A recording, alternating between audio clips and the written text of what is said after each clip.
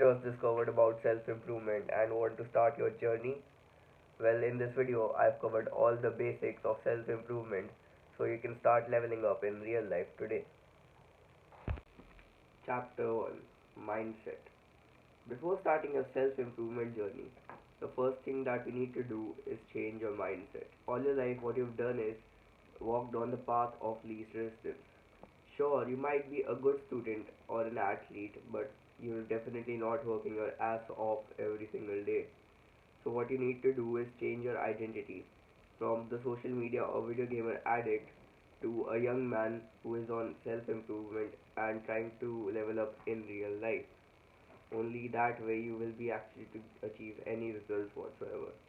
Now that you've changed your mindset, you're ready to level up. So let's move on to the practical part now. Chapter 2, the habits. In this chapter, you'll learn about the actual habits that you can do to improve yourself and level up.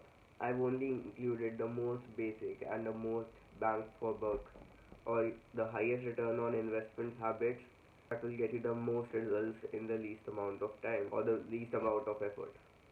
Habit number 1, exercise. This might be obvious, but you need to get off and do something. You can't be just sitting around all day and expecting yourself to be fit and strong. Exercise is one of the best habits as it will give you the maximum results and keep you healthy throughout your life. It is not a one time thing. To exercise is to exercise all your life. And it can be any type of exercise from cycling, running, playing a sport, swimming, or even going to the gym, and in that way you'll also build a great body that you're proud of and is good looking. Habit number 2, meditation. Meditation is something that seems very wishy-washy and something that a lot of people struggle with, including me, but it's going to be worth your time 100%. There are many types of meditations, but what I suggest you start with is called breath meditation, in which you focus on your breath for however long you want, like 5 minutes, and just focus on your breath for those 5 minutes, like how are you inhaling, how are you exhaling. A trick you can use is count till 10, like in one inhale you count 1, exhale 2, inhale 3, and do it till 10 and then restart. That way you maintain your focus over the breath and not get distracted. Even if you get distracted, just focus back on your breath, and that's like one rep for you. The point is not to clear your thoughts, but actually to get distracted and then come back. That way you'll be more mindful over time, and the whole meditation thing is just to make you more mindful throughout the day.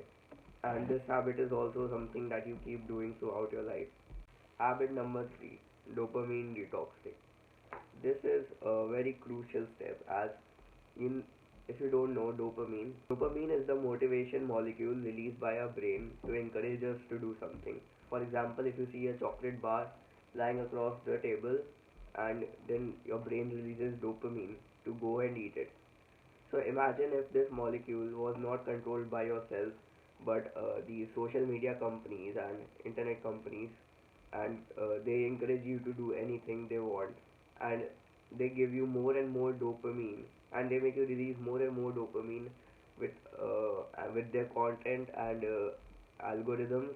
And the more you release dopamine, the more your baseline gets lower. Like if you don't get stimulated by these companies, you will actually feel sad and depressed.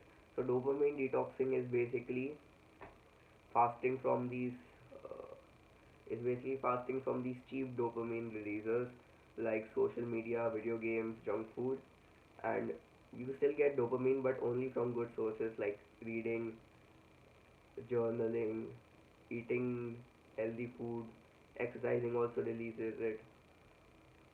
Your brain will also now have a higher dopamine baseline, so you'll not feel sad and depressed, unlike you do when you're scrolling YouTube shorts for 1 hour, and you'll actually feel happy all the time. Now that we've gone over the three main big habits that you should follow for self improvement, now you can start to add your own habits which you prefer. For example, one I highly recommend is reading. Reading is especially good when you're dopamine detoxing, so you have some content to consume at least. And when you're reading, also make notes. Don't just read and keep the book away, you'll forget everything, and try to implement it in your own life. You can read anything. If you want to read If you want to start reading with fiction, you can also do that, but I recommend reading non-fiction good books as they will actually add value to your life. Another habit you can add is learning a new skill, for example video editing, or you can also learn to play a sport and get good at it. You can study for your school or exams. You can do bodybuilding or powerlifting if you like that. Anything that makes you productive and is actually delaying gratification instead of instant gratification, that will only result in time waste. Chapter 3: Staying consistent. You already know what to do now, but the bottleneck for everyone here is staying consistent, as you can do easily something for 2 or 3 days, but then you'll fall off your schedule. So I will now list some tools that will help you stay consistent. Number one, a habit tracker. I highly recommend you make this because it is sort of a checklist for every habit that you're doing. Basically, you can make this online or on a piece of paper. They are sort of tables in which you have each habit listed, and then the each day of the month, first, second, third, fourth, fifth, and then you check it off every day when you do the habit. This way you'll stay consistent, and you will want to check the box every day, or else you will have to stare at the empty space which will haunt you till death. No, I'm just kidding. Rule number 2: make motivation a discipline. Discipline is important, but you can't just do every single habit that you don't like with just discipline, or you'll have a miserable life and it will suck a lot for you. Although discipline is masculine and everyone encourages it, and I also think you should have discipline for the days when you're not motivated.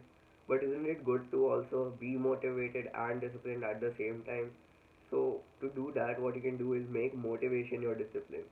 Like find something that motivates you always. Maybe it's watching some YouTube video like a David Goggins speech, or some song that you like which motivates you, and set set a time for it that you will listen or watch it before your workout, so that you can hit your workout feeling motivated. So that way you can also do the habit and it not having to suck at the same time. So that's a win-win. Okay, so now I've covered the basics of self-improvement. If you want a new video on any other topic, you can comment it down below. And now get after it.